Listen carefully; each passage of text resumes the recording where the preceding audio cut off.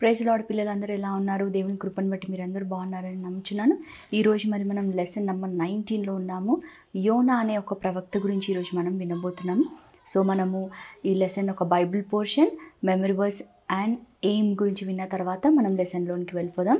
So ఈ lesson యొక్క Bible portion వచ్చేసి యోనా గ్రంథము 1, 2, 3, 4 అధ్యాయాలు. 4 అధ్యాయాలు ఉంటాయి పూర్తిగా. సో 1 to 4 అధ్యాయాలు. నెక్స్ట్ మత్తయి సువార్త 12వ అధ్యాయము 39వ వచనం నుంచి 41వ వచనం, లూకా సువార్త 11వ అధ్యాయం 29వ వచనం నుంచి 30 వచనములు. సో మెమరీ వర్స్ నేను చదివి వినిపిస్తాను. మత్తయి సువార్త 12వ అధ్యాయము 41 వచనము. నినెవె వారు యోనా ప్రకటన విని మారు మనస్సు పొందిరి గనుక విమర్శ సమయమున నినెవె వారు ఈ తరము వారితో నిలవబడి వారి మీద నేరస్థాపన చేతురు. ఇదిగో యోనా కంటే గొప్పవాడు ఇక్కడ ఉన్నాడు. ఇంగ్లీష్లో చదివి వినిపిస్తాను. Matthew chapter 12:41 verse. The men of Nineveh will rise up in the judgment with this generation and condemn it because they repented at the preaching of Jonah, and indeed a greater than Jonah is here. ఇప్పుడు మనం ఈ lesson యొక్క గురి ఏంటో తెలుసుకుందాము. ఒక చిన్న 3 points ఉన్నాయి. దేవుడికి మనం అవిధేయత కొంతమంది చూపిస్తుంటాం కదా, అలాంటి వారిని దేవుడు సరి చేయడానికే శిక్షిస్తాడు. తిరిగి వారు తన వద్దకి రావాలని దేవుడు చాలా ఆశపడతాడని ఒక ఇంపార్టెంట్ పాయింట్ మనం ఈ లెసన్ ద్వారా నేర్చుకోవచ్చు. ఇంకా చూస్తే మనం ఒక పాపి మారు మనసు పొందితే పరలోకం అంతా సంతోషిస్తుంది అని ఒక మాట కూడా మనము ఈ లెసన్ ద్వారా తెలుసుకోవచ్చు. ఇంకా థర్డ్ పాయింట్ వచ్చేసి మనం దేవుడిని సేవించడం అనేది అది మన చిత్త ప్రకారం కాదు, మన ఇష్ట ప్రకారం కాదు, కానీ దేవుడు తన ఇష్ట ప్రకారంగా తన పనిని తన నమ్మకమైన వారి ద్వారా జరిగిస్తాడని చెప్పేసి కూడా ఒక మాటని మనము ఈ లెసన్ ద్వారా తెలుసుకోవచ్చు, ముఖ్యమైన మాట. సో మనం లెసన్లోకి వెళ్ళే ముందు యాజ్ యూజువల్గా లాస్ట్ వీక్ ఏదైతే విన్నామో ఒకసారి మనం రివైజ్ చేసుకుందాం. మనం ఎస్తేరు రాణి గురించి విన్నాం కదా, సెకండ్ పార్ట్ మనం లాస్ట్ వీక్ కంప్లీట్ చేసుకున్నాం. సో అది వివరించుకున్న తర్వాత మనం లెసన్లోనికి వెళ్దాం. సో మనం విన్నాం కదా, మొర్దెకై మీద కోపంతో, మొర్దెకై తనకి నమస్కరించలేదన్న కోపంతో హామాను మొర్దెకైనే కాక పూర్తిగా ఆ ప్రాంతంలో ఉన్న యూదులందరినీ చంపాలని నిశ్చయించుకుంటాడు కదా. మనం ఈ మాట విన్న వెంటనే యూదులు ఇంకా మొర్దెకై ఇంకా ఎస్తేరు రాణి చెలికత్తలతో పాటు అందరూ 3 రోజులు ఉపవాసం ప్రకటించుకొని దేవుడికి ప్రార్థన చేస్తారు. దేవుడు ఎంతో అద్భుతం చేస్తాడు కదా. ఆ ప్రార్థన వినేసి ఎప్పుడైతే ఎస్తేరు రాణి రాజు దగ్గరికి వెళ్తుందో రాజు ద్వారా ఒక దయని పొందుతుంది, ఒక కరుణా కటాక్షంని రాజు ద్వారా ఎస్తేరు రాణి పొందుతుంది. తన ఒక విందుకి హామానుని ఇంకా రాజుని ఆహ్వానిస్తుంది కదా. ఆ విందులో తాను యూదురాలని, తను అమ్మివేయబడిన వారిలో నుంచి వచ్చినదని, ఇంకా ఈ హామానే తన ప్రజలను పూర్తిగా హతం చేయాలని చూస్తున్నాడని చెప్పేసి తన మనసులో మాట రాజుకి చెప్తుంది కదా. రాజు కోపంతో మొర్దెకై కొరకు ఏదైతే హామాను ఉరిని తయారు చేసి పెట్టాడో అదే ఉరి పైన హామానును హతం చేసినట్టు మనం లాస్ట్ వీక్ లెసన్లో విన్నాం కదా. ఇలా అద్భుతంగా దేవుడు ఎస్తేరు రాణి ద్వారా తన ప్రజలైన యూదులను దేవుడు రక్షించుకున్నాడని చెప్పేసి మనం విన్నాం. ఇప్పుడు మనం లెసన్లోనికి వెళ్దాం. యోనా అనే దేవుని ప్రవక్త గురించి ఇప్పుడు మనం వినబోతున్నాము. సో ఈయన పేరుకి అర్థం పావురం, డవ్ అనమాట. సో ఇతని తండ్రి పేరు అమితయి అని చెప్పేసి మనం వింటాం. సో ఈ యోనా అనే ప్రవక్త యెరోబాము 2 రాజైన యెరోబాము 2 ఆ టైంలో ఇతను దేవుని కొరకు పనిచేశాడనమాట. ఇతని గురించి ఇప్పుడు మనం విందాం. అంటే ఒకరోజు దేవుడు యోనాకి ప్రత్యక్షమవుతాడనమాట. ప్రవక్త అయిన యోనాకి ప్రత్యక్షమై నినేవే అనే ఒక పట్టణానికి వెళ్ళమని చెప్తాడనమాట. ఈ నినేవే అనే పట్టణం మనం చూస్తే అషూర్ దేశానికి రాజధాని నగరం అనమాట, క్యాపిటల్ సిటీ అంటాం కదా. సో ఈ నినేవే అనే పట్టణం ఈ అసిరియన్ ఎంపైర్కి ఒక క్యాపిటల్ సిటీ అనమాట. సో దేవుడు నినేవే పట్టణానికి యోనాని వెళ్ళమంటాడు. ఎందుకంటే వారి పాపము బహు చెడ్డదిగా ఉంటుంది కనుక, ఆ ప్రజలు చాలా చెడ్డవారు కనుక ఆ దేశానికి, ఆ పట్టణానికి ఒక దుర్గతి వస్తుందని చెప్పేసి ఒక ప్రకటన చేయమంటాడు అనమాట. అంటే మీ పాపాన్ని బట్టి మీ పట్టణం నాశనం అయిపోతుందని చెప్పేసి దేవుడు మీతో మాట్లాడమన్నాడని చెప్పి వెళ్ళి ఒక ప్రకటన చేయమని చెప్తాడనమాట. చెప్పినప్పుడు యోనా వింటాడు. కానీ నినేవే పట్టణానికి కాకుండా ఆయన వేరే పట్టణానికి వెళ్తాడనమాట. దేవుడు నినేవే పట్టణానికి వెళ్ళమంటే ఆయన తర్షీషు అనే ఒక వేరే పట్టణానికి వెళ్తాడనమాట. సో మనం చూస్తే ఇజ్రాయెల్ ఉంటుంది కదా దేశం, ఆ దేశానికి ఈస్ట్ వైపు వెళ్తే ఇప్పుడు మనం ఇరాక్ చూస్తాం కదా, ఆ ఇరాక్ అనే ప్రాంతంలో అప్పుడు నినేవే అనే ఒక పట్టణం ఉండేది. సో దేవుడు అటు వెళ్ళమంటే ఆయన దాని ఆపోజిట్ డైరెక్షన్ వేరే పట్టణానికి, తర్షీష్ అనే పట్టణానికి వెళ్తాడనమాట. సో ఈయన వెళ్ళి ఓడ ఎక్కి ప్రయాణం చేస్తూ ఉంటాడు. ఎక్కడికి? తర్షీషుకి ప్రయాణం చేస్తుంటే దేవుడు పెద్ద గాలిని పుట్టిస్తాడనమాట. పెద్ద గాలిని పుట్టించి ఒక తుఫానుని రేపినప్పుడు ఓడ పూర్తిగా బద్దలైపోయి ఇంకా మునిగే పరిస్థితిలో ఉంటుందన్నమాట. ఎట్లా ఉంటుంది చెప్పండి? యోనాతో పాటు చాలామంది ప్రయాణం చేస్తూ ఉన్నారనమాట ఓడలో. సో ఈ పెద్ద తుఫాన్ని ఎప్పుడైతే వారు చూస్తారో చాలా భయపడిపోతారు. అక్కడున్న క్యాప్టెన్ వాళ్ళందరూ ఉంటారు కదా ఓడకి, వాళ్ళందరూ చాలా భయపడిపోయి వారి వారి దేవతలకు ప్రార్థన చేయడం మొదలు పెడతారంట భయపడి. వాళ్ళతో పాటు ఏముంటాయి? సరుకులు ఉంటాయి కదా, ఎన్నో వస్తువులు వాళ్ళు క్యారీ చేస్తూ ఉంటారు కదా ఓడలో. అవన్నీ కూడా సముద్రంలో పారేసి ఓడను చులకనగా చేసుకుంటూ ఉంటారనమాట. అంటే తేలికగా చేస్తూ ఉంటారనమాట. ఇంతకు యోనా ఎక్కడున్నాడు? ఓడ ఎక్కాడు కదా యోనా. మరి యోనా ఎక్కడున్నాడంటే ఆయన ఓడ ఒక దిగువ భాగంలో, అంటే lowest part of the ship కింద వెళ్ళి చక్కగా నిద్రపోతుంటాడు అనమాట. ఆయన గాఢ నిద్రపోతున్నాడని చెప్పేసి మనం వింటామన్నమాట.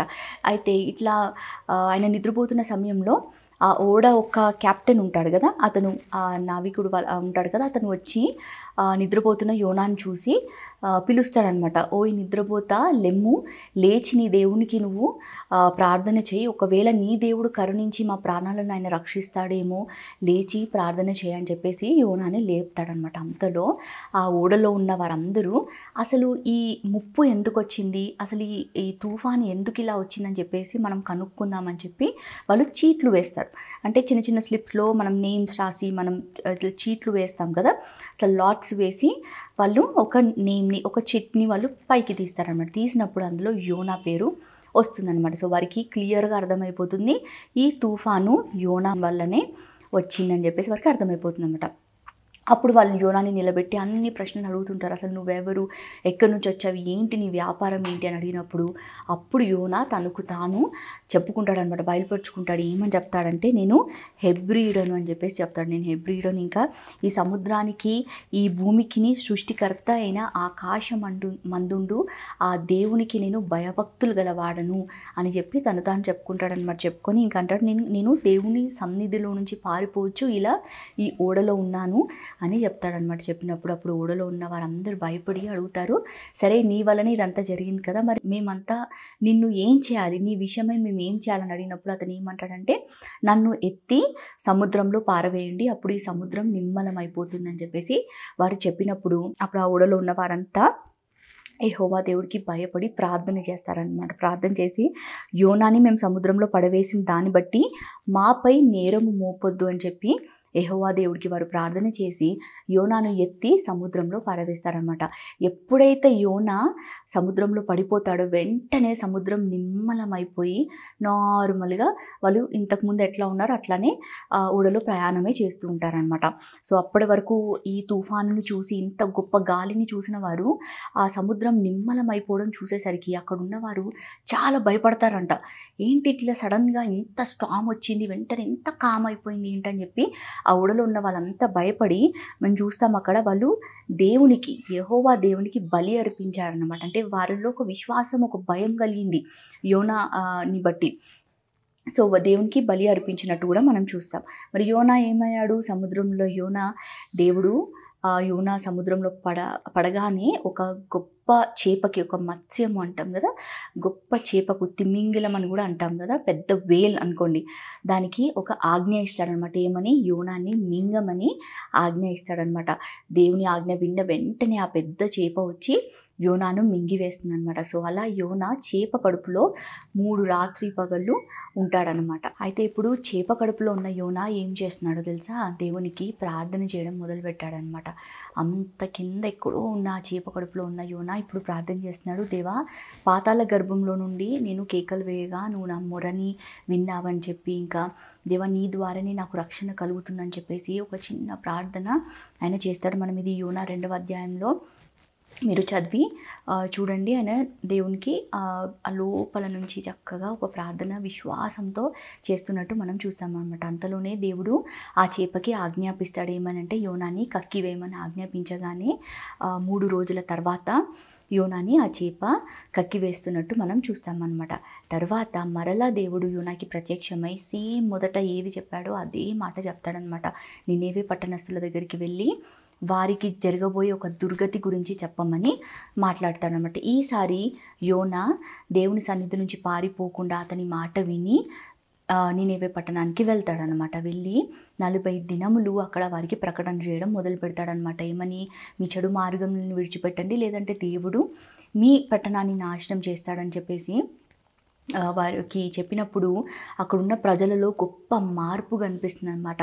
అక్కడ ప్రతి ఒక్కరు కూడా మనం చూస్తే మాట విన్న తర్వాత విశ్వాసం ఉంచి దేవుడి యందు ఇంకా ఉపవాసం చాటించుకొని గోనె పట్ట కట్టుకొని ఇంకా దేవుని వైపు తిరిగారని చెప్పేసి మనం చూస్తాం అనమాట. అక్కడ ఉన్న రాజుకి కూడా యోనా ఒక మాట వినిపించిన వెంటనే ఆయన ఒక మాట అంటాడు, ఒకవేళ దేవుడు మనసు తిప్పుకొని పశ్చాత్తాప్తుడై మనము లయం కాకుండా తన కోపాన్ని ఒకవేళ దేవుడు చల్లార్చుకుంటాడేమో, అందుకని పశువులే కానీ మనుషులే కానీ ఎవ్వరు కూడా తినకూడదు, తాగకూడదు, ఏది తినకూడదు, తాగకూడదు అని చెప్పేసి ఆయన ఆజ్ఞని చాటిస్తాడనమాట. ఇంకా ఆయన అంటాడు, మనము మన చెడు మార్గంలో విడిచిపెట్టేసి ఇంకా పూర్తిగా దేవుని వైపు తిరగాలని చెప్పేసి కూడా ఒక గట్టి ఆజ్ఞని ఆ రాజు కూడా ఆ పట్టణంలో ఇస్తాడనమాట. సో ఆజ్ఞని బట్టి కూడా అక్కడున్న ప్రజలందరూ దేవునికి భయపడి మారు మనసు పొందారంటే వారి మనసుని మారు చేసుకుంటారు.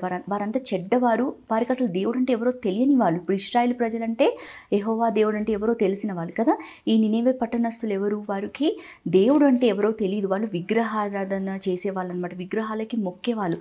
అలాంటి వారి మధ్యలోకి దేవుడు యోనాని పంపించి తన గురించి చెప్తున్నాడు అనమాట. ఎందుకు? దేవుడు వారిని రక్షించాలనుకుంటున్నాడు. దేవునికి వారి పట్ల ఒక ప్రేమ కలిగి వారిని రక్షించడానికే యోనా ప్రవక్తని వారి మధ్యలోకి పంపించారు. వారు కూడా యోనా మాట విని దేవుని యందు విశ్వాసం ఉంచి పూర్తిగా లోబడి క్షమాపణ చెప్తారనమాట. ఎప్పుడైతే వీరు ఇలా మారారని దేవుడు చూస్తారు, వెంటనే దేవుడు చూస్తే ఎంతో ఒక అద్భుతమైన పని చేస్తాడు. వారిని చూసిన దేవుడు పశ్చాత్తాప్తుడై వారికి చేయుదునని తాను మాట ఇచ్చిన కీడు చేయక మానేను అనమాట. సో దేవుడు ఆల్రెడీ నాశనం చేస్తానని ఒక మాట ఇస్తాడు కదా, అది చేయక దేవుడే మానుకున్నాడు అనమాట. అంటే దేవుడు తన డెసిషన్ని చేంజ్ చేసుకున్నాడు అనమాట. హౌ స్వీట్ కదా, ఎంత మంచి దేవుడు కదా. సో వారి పాపాన్ని బట్టి వారికి నాశనం కలగాలి, కానీ వారు దేవుని క్షమాపణ అడిగి మారు మనసు పొందినప్పుడు దేవుడు తన నిర్ణయాన్ని మార్చుకొని వారిని క్షమించినట్టు మనం చూస్తామన్నమాట. సో ఇలా యోనా ప్రవక్త ద్వారా దేవుడు తన కార్యాన్ని అక్కడ చేసుకున్నట్టు మనం చూస్తామన్నమాట. సో ఇదంతా చూసిన యోనాకి కోపం వస్తుందంట. ఎందుకు కోపం వస్తుంది?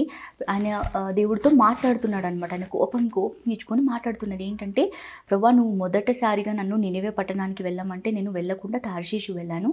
ఎందుకో తెలుసా? ఎందుకంటే నువ్వు ఇలా కనికరపడి నువ్వు క్షమించే దేవుడవని నాకు తెలిసే నేను అక్కడికి వెళ్ళకుండా తార్షీషుకు వెళ్ళాను. ఇప్పుడేమో నువ్వు మరలా నన్ను పంపించి ఇప్పుడు వారిని నువ్వు క్షమించావు కదా అని చెప్పి ఆయనకి కోపం వస్తుంది అనమాట. ముఖం చిన్నగా చేసుకొని ఆ ఊరిని విడిచి బయటికి వెళ్ళిపోతాడనమాట. బయటికి వెళ్ళి ఒక షెల్టర్, ఒక పందిలి వేసుకొని మంచిగా కూర్చుంటాడంట. కూర్చొని ఆయన ఈ నినెవే పట్టణం వైపు చూస్తూ అసలు ఈ పట్టణానికి ఏమవుతుందో చూద్దాము, దేవుడు ఏం చేయబోతున్నాడో నేను గమనిస్తానని చెప్పి కూర్చొని ఆయన మంచిగా చూస్తున్నాడు అనమాట. చూస్తున్నప్పుడు దేవుడు ఇక్కడ అతనికి ఒక పాఠము నేర్పించడానికి ఒక పని చేస్తాడనమాట. ఏంటంటే, ఒక సొర చెట్టు అంటే ఒక క్రీపర్, వైన్ ఉంటుంది కదా, క్రీపర్ని ఆయన దేవుడు అక్కడ రప్పిస్తాడనమాట. ఆయన కూర్చున్న చోట రప్పించి మనం ఇక్కడ చూస్తే యోనాకి శ్రమ కలగొద్దని ఆ చెట్టుని పెద్దగా పెంచి ఇంకా నీడ వచ్చేలా దేవుడు చేస్తాడనమాట. మంచిగా చూసినప్పుడు ఆ యోనాకి ఆ చెట్టుని చూసినప్పుడు భలే సంతోషం అనిపిస్తుంది అనమాట. అబ్బా, ఎంత మంచిగా నీడ ఉంది కదా అని చెప్పి సంతోషపడి మంచిగా ఆయన రెస్ట్ తీసుకుంటాడు. కానీ ఆయన సంతోషం కొంచెం సేపే ఉంటుంది. ఎందుకంటే నెక్స్ట్ డే, మరునాడే దేవుడు ఏం చేస్తాడనమాట, ఒక పురుగుని ఏర్పాటు చేస్తాడనమాట.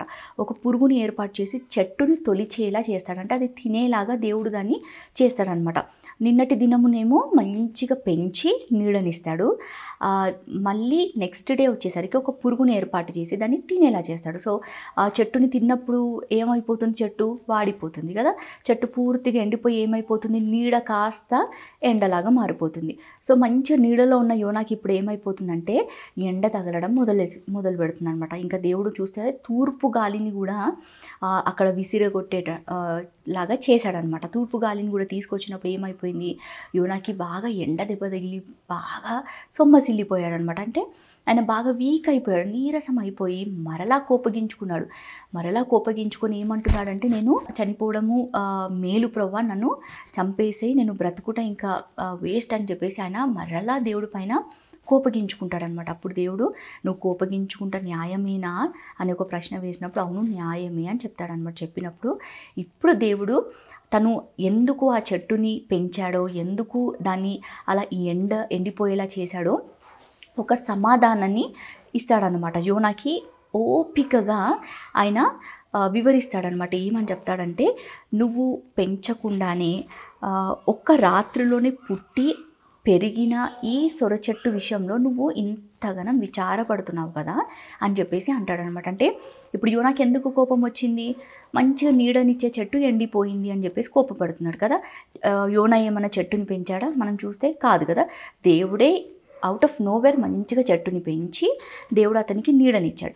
మరి అలా అతను పెంచకుండా, అతను ఏమి కాపాడకుండా ఉన్న చెట్టు విషయమే అంతగానం ఆయన బాధపడితే దేవుడు చెప్తున్నాడు, అలాంటిది 120,000 కంటే ఎక్కువ మంది ఉన్న ఆ పట్టణం విషయంలో నేను విచారపడకూడదా అని ఒక ప్రశ్న వేస్తాడనమాట. అంటే దేవుడు ఏం చెప్తున్నాడు, నువ్వు పెంచకుండానే దాని గురించి అంత బాధపడుతున్నావు, మరి ప్రజలు నా ప్రజలే కదా, మరి వారి విషయము నేను బాధపడకూడదా? ఎంతోమంది పశువులు, ఎంతో విస్తారంగా ఉన్న ఈ దేశము, ఎంతోమంది ప్రజలు చూస్తే 1,20,000, మోర్ దెన్ 1,20,000, 1,20,000 కంటే ఎక్కువ మంది ఉన్నారు కదా. వీరందరూ నా ప్రజలే కదా, మరి వారిని రక్షించాలని, వారు నాశనం అవ్వకూడదని నాకు ఆ విచారం ఉండకూడదా అని చెప్పి ఒక ప్రశ్న వేస్తాడనమాట. ఎంత మంచి దేవుడు కదా. దేవుడి మనస్సు ఏంటో మనకు ఇక్కడ అర్థమవుతుంది కదా. దేవుడు వారిని క్షమించాడని యోనాకి కోపం వస్తుంది కదా. నాశనం చేయకుండా ఏంటి దేవుడు వారిని క్షమించాడని చెప్పేసి యోనాకి కోపం వస్తుంది. కానీ దేవుడు తన ప్రవక్తలను పంపి ఇలా తన జనాలని, ప్రతి ఒక్కరిని కూడా రక్షించాలనే ఒక మనసు దేవుడికి ఉందని చెప్పేసి మనం ముఖ్యంగా ఈ లెసన్ ద్వారా అర్థమైందని చెప్పేసి నేను నమ్ముచున్నాను. అయితే మనం చూస్తే ఈ యోనా గురించి నూతన నిబంధనలు కూడా, న్యూ టెస్ట్మెంట్లో కూడా రాయబడి ఉంది. అది స్వయంగా యేసుక్రీస్తువే యోనా గురించి చెప్తాడనమాట. మనం ఇందాక బైబిల్ పోర్షన్లో విన్నాం కదా, మత్తయి సువార్త, లూకా సువార్తలో ఉన్న అధ్యాయాలు, అది మీరు చదివి చూడొచ్చు యేసుక్రీస్తు ఏం చెప్తున్నాడని. సో యేసుక్రీస్తు ఉన్న కాలంలో అక్కడున్న యూదులు ఎవరైతే పరిసయ్యులు, శాస్త్రులు ఉంటారో వారు దేవుణ్ణి సూచక క్రియ, ఒక మిరాకిల్ చేయమని అడుగుతారనమాట. అడిగినప్పుడు దేవుడు వారికి ఒక సమాధానం చెప్తున్నాడు. ఏమని అంటే, ప్రవక్త అయిన యోనాను గూర్చిన సూచక క్రియయే కానీ మరి ఏ సూచక క్రియ వారికి అనుగ్రహింపబడదు అని చెప్పి, ఇంకా యోనా 3 రాత్రులు తిమింగలము కడుపులో ఎలాగుండేనో అలాగుననే మనుష్య కుమారుడు కూడా 3 రాత్రింబగలు భూగర్భంలో ఉండును, హార్ట్ ఆఫ్ ద ఎర్త్ అని రాసి ఉంటుంది ఇంగ్లీష్లో. అంటే దీని అర్థం ఏంటంటే, ఎలాగైతే యోనా 3 రాత్రులు ఆ చేప కడుపులో ఉన్నాడో అలాగే మనుష్య కుమారుడు అంటే యేసుక్రీస్తు కూడా, అతను మనకు తెలుసు కదా, భూమిపైన వచ్చినప్పుడు తన పరిచర్య ముగించిన తర్వాత యేసుక్రీస్తుని సిలువ వేసి తర్వాత అతను చనిపోయిన తర్వాత సమాధి చేయబడి తిరిగి లేచాడని మనం విన్నాం కదా. సో ఆ సమాధిలో అతను 3 రోజులు ఉండి తర్వాత సజీవుడుగా తిరిగి లేస్తాడనమాట యేసయ్య. సో యోనాని గుర్తు చేస్తూ వారికి ఆ మాట చెప్తాడు. యోనా ఎలా అయితే 3 రోజులు ఉన్నాడో అలాగే మనుష్య కుమారుడు అంటే నేను కూడా 3 రోజులు అలా ఈ భూగర్భంలో ఉంటాను అని చెప్పి జరగబోయే విషయాన్ని వారికి యేసుక్రీస్తు స్వయంగా వివరిస్తున్నట్టు మనం చూస్తామన్నమాట. సో ఇంతటితో ఈ లెసన్ ముగించబడింది. మీకు అందరికీ అర్థమైందని నేను నమ్ముచున్నాను. నెక్స్ట్ మనము ఈ లెసన్ ద్వారా ఏం నేర్చుకున్నాము, మారల్ ఏంటని ఒక 3 పాయింట్స్ మనం డిస్కస్ చేసుకొని ఈ లెసన్ని ముగించుకున్నాం. సో ఇప్పుడు మనం ఫస్ట్ పాయింట్ చూసుకుంటే, తన్ను ప్రేమించిన వారిని దేవుడు శిక్షిస్తాడు అని చెప్పేసి మనం ఈ మాటని వివరించుకున్నాము. సో ఈ పాయింట్లో మనం చూస్తే ప్రేమించడం ముందు, తర్వాత శిక్షించడం అని మనం చూస్తున్నాం కదా. సో మనం మొదటిగా తెలుసుకోవాల్సింది ఏంటంటే, దేవుడు ప్రతి ఒక్కరిని, మన అందరినీ ఎంతగానో ప్రేమించేవాడు.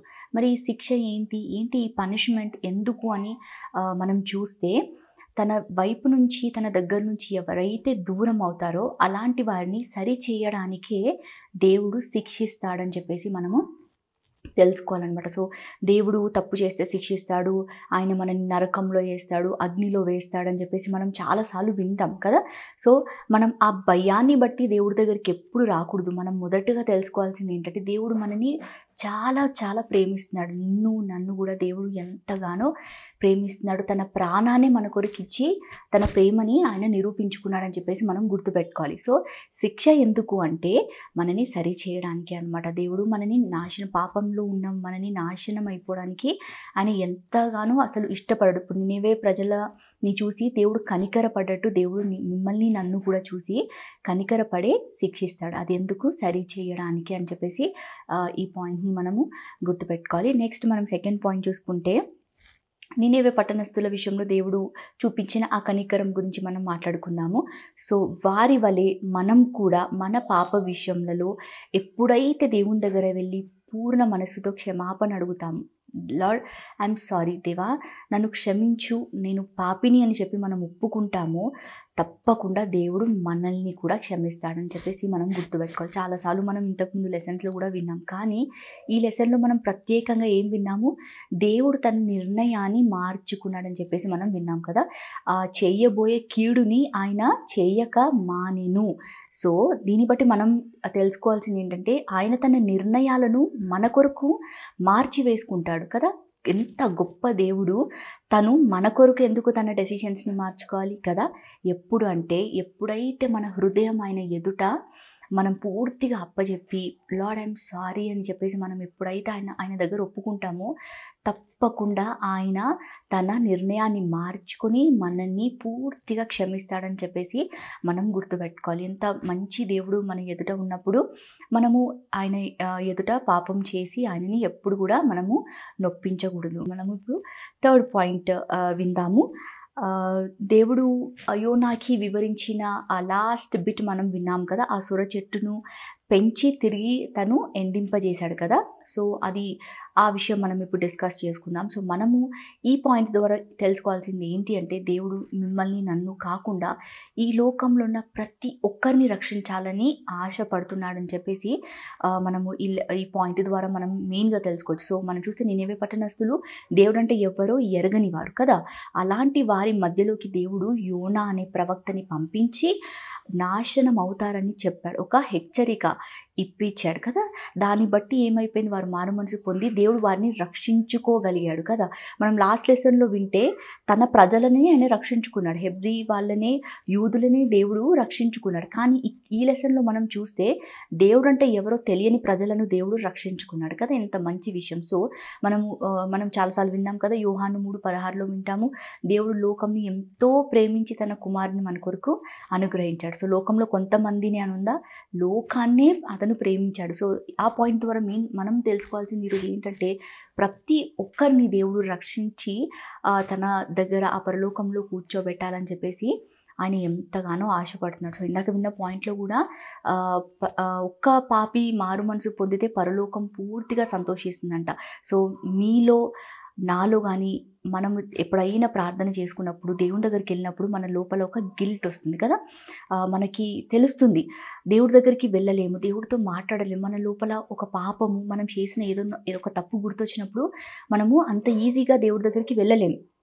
ప్రార్థన చేసుకోవాలని అనిపించదు, దేవుడితో మాట్లాడాలనిపించదు, చర్చ్కి వెళ్ళాలని అనిపించదు. అవన్నీ ఎందుకు?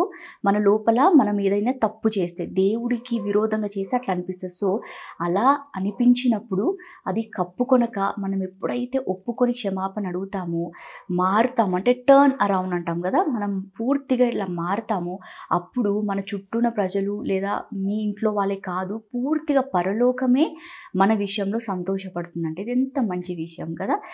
తప్పిపోయిన గొర్రె విషయంలో దేవుడు ఒక పారబుల్ చెప్పినప్పుడు, ఉపమానం చెప్పినప్పుడు కింద ఆ మాట రాసి ఉంటుందన్నమాట, పరలోకం పూర్తిగా సంతోషపడుతుందంట ఒక పాపి మారు మనసు పొందితే అని చెప్పి. సో ఈ 3 పాయింట్స్ మీకు బాగా అర్థమైనవి నేను నమ్ముచున్నాను. మీ ప్రార్థనలో ఇవన్నీ జ్ఞాపకం చేసుకుంటూ దేవుడు మనకిచ్చిన ఈ సమయాన్ని బట్టి దేవుడికి మనం కృతజ్ఞతాస్తుతులు చెల్లిద్దాం.